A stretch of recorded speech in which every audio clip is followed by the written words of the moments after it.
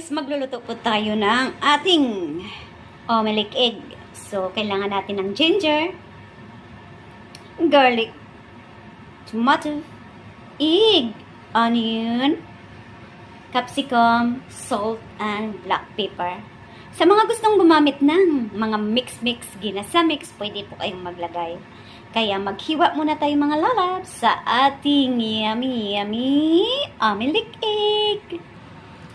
Ayan mga lalab, dahil sa maghihiwa tayo nito, ayan, pakunti-kunti lang po natin hiwain ang mga ganyan. Ayan, masarap kasi pag nagluluto na may pagmamahal.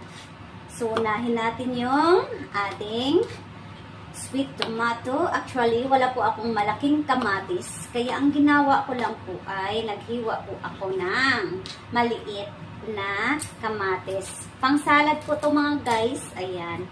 Dahil sa ganun, masarap kasi pag may garlic. Kaya maghiwa na rin tayo ng garlic. Sa ngayon kasi mga lalab, wala po akong pang-ulam. So ngayon, ang ating gagawin ay mag-ulam po tayo ng pritong itlog. Ayan. Dahil sa pritong itlog, matakam-takam at mapagmahal yan. Kaya pag walang itlog, walang saya sa buhay. Kaya ito tayo, dahil gusto natin ng panghimagas sa ating tiyan. Pag masakit, ito yung gamot. Lalabas yung lahat ng hangin sa ating katawan, is lagyan natin ng konting,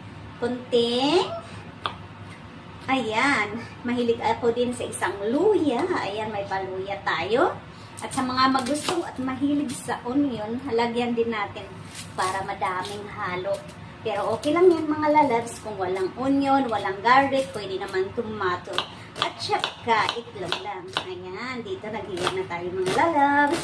Ayan, hiwa-hiwa pag may time. So ngayon mga lalabs, dahil nakahiwa na tayo dito, ilalagay natin dito sa kabila yung ating onion, garlic, at saka ating tomato. Dahil maya-maya, sabay-sabay po natin yung ihulog sa ating karahay.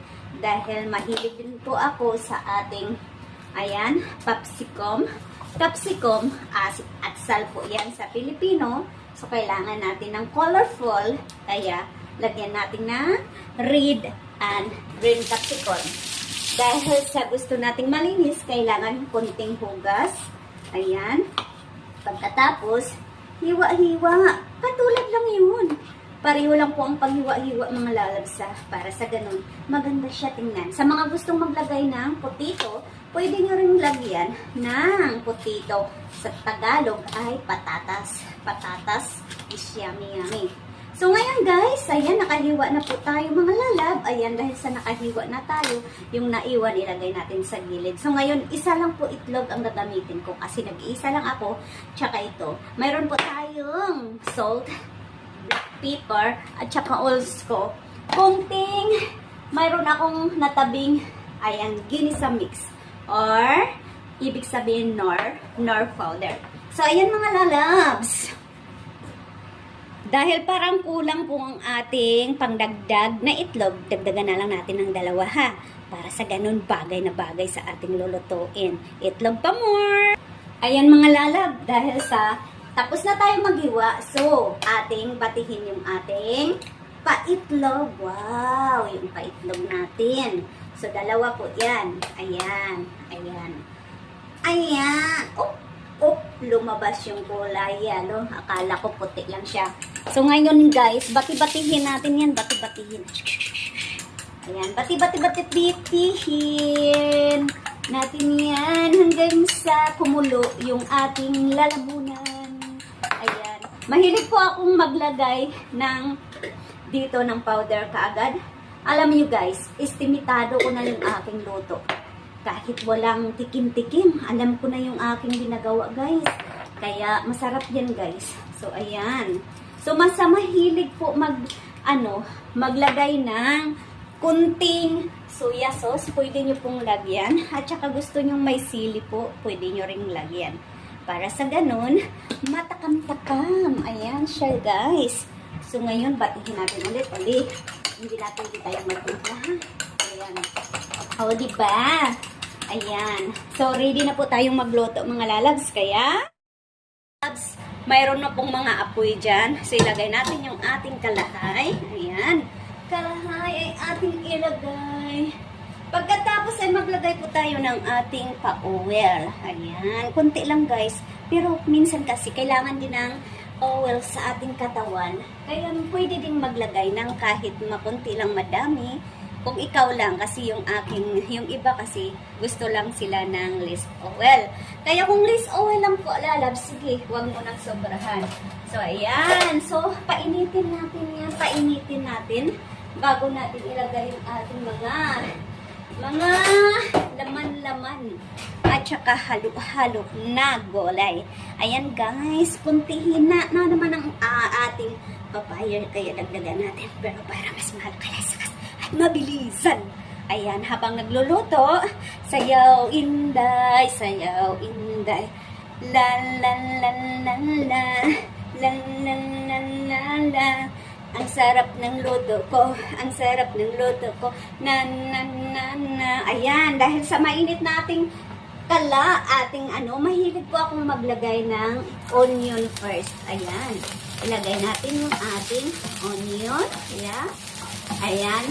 At saka hindi ako mahilig magpa-brown ng onion mga lalab. Kasi gusto ko yung hindi siya masyadong crispy yung aking onion. Gusto ko lahat half ko. Pero pag gusto mo ipa-crispy at light brown, pwede na naman. So ngayon ihulog natin yung ating ginger at saka garlic together. Ayan, diba? O, diba? Lagay-lagay ng ating garlic and ginger. Ayan. Dahil sa malakas yung ating apoy o fire. So, ayan, spread out natin konti. Ayan. Pagkatapos niya, nilagay natin yung ating tomato. Tomato is a lovely and yummy. So, ayan siya mga guys. O, diba? O, diba? Sa mga ganyan pa lang, kulay na. Ngayon, dahil ang tomato ay palutong na, ilalagay na natin yung ating atsyal o capsicum o pepper.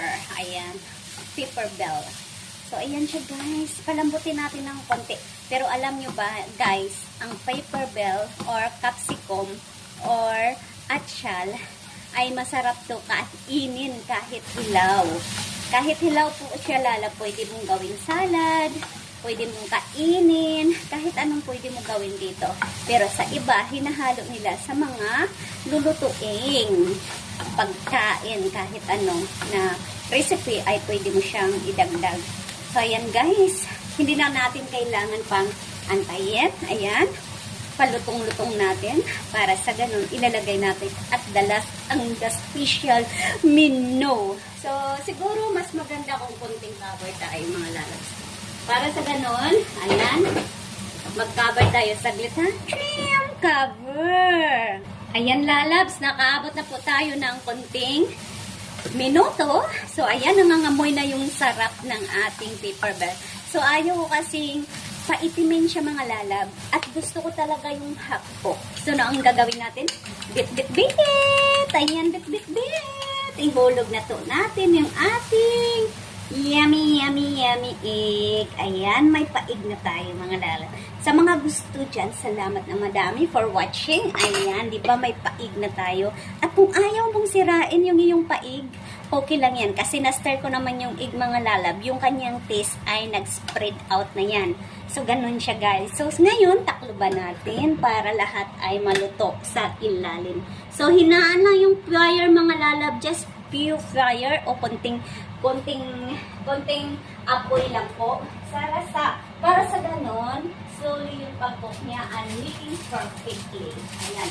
Perfect. Ayan. Sa mga gustong mahilig sa cheese, ayan, may pa-cheese tayong ilagay sa taas para yummy cheese. Kasi yung aking cheese mga lalab is wala akong cheese na nahiwa-hiwa. Kaya ang ginawa ko po ay gagamit na lang ako ng available kung anong nasa loob ng ating breads. Ayan. Sa mga nandyan, thank you for watching. Ayan, pakunti-kunti nang lumaluto yung ating lutong lutong omelet egg. Ayan, masarap yan. So, antayan natin. Mga 3 minutes to go. Hello guys, dahil more than 2 minutes already yung ating omelet egg na nakakover. Ayan, paluto na po yung ating itlog omelet. Bagong putahing Pinoy. Sa mga wala pong alam, I give you some ideas. Ayan, wow! It's a lovely. Paluto na siya.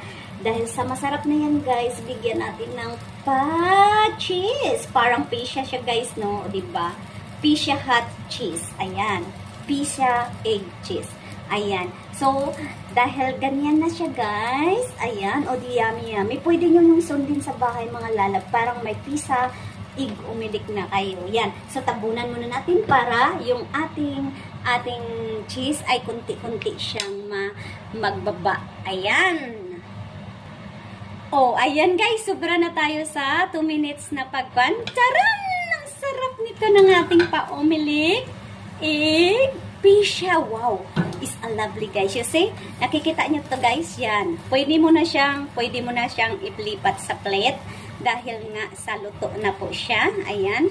Let's see. Wow. Is a yummy and lovely pizza omelet. So ngayon dahil sa luto na siya guys, patayin na natin yung ilaw.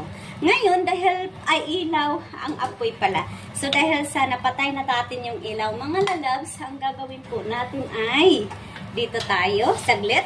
Ayan.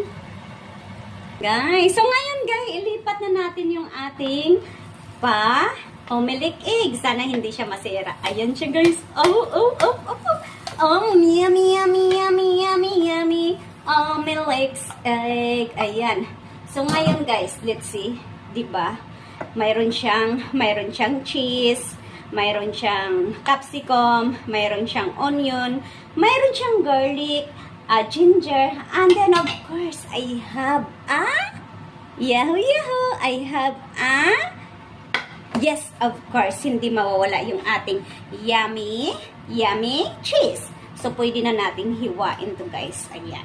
So, sa mga gustong kumain o ilang beses kayo, ayan, sa mga gustong kumain dyan, at 5 kayo or 4, yun, pwede nyo pong hiwa-hiwain yan na parang pizza siya.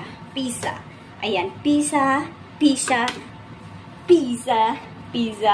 Ayan, omelet egg. Did you see that? Yummy. So, ganun siya guys. Ang sarap ng ating omelet pizza egg. Yummy. O, diba? Sinong magsabi na ano to? Itlog to. Diba? Yan po. Thank you for watching and God bless everyone. Sana patuloy po kayong manunood sa aking yummy food at ginagawa recipe. This is omelet egg with cheese and some vegetable. God bless everyone and thank you po sa aking panunood ng aking sa aking recipe.